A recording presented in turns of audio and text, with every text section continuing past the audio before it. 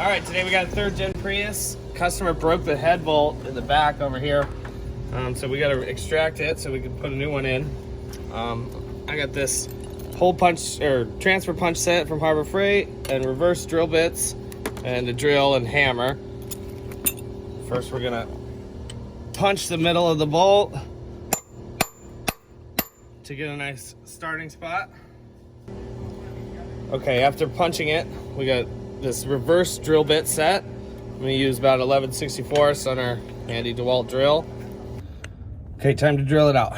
Make sure you find the dimple in the middle of the bolt made by the transfer punch set. Drill into it a bit.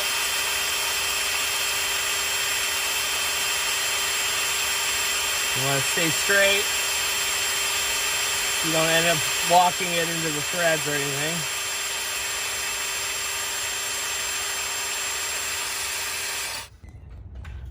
Okay, next we're going to pull out the metal shavings that are in there and get all that. You have to do it a few times. And we're going to increase the size of the drill bit by 1. The reason why we go up on 1 is so it jams up the hole a little bit and catches the bolt, starts spinning it. And this time we're going to go a lot slower, so as we don't start drilling into it, again, hopefully it just loosens the bolt.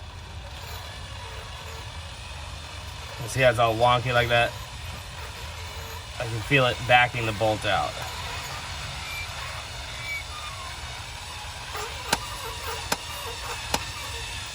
And I can see it spinning out. And there we go.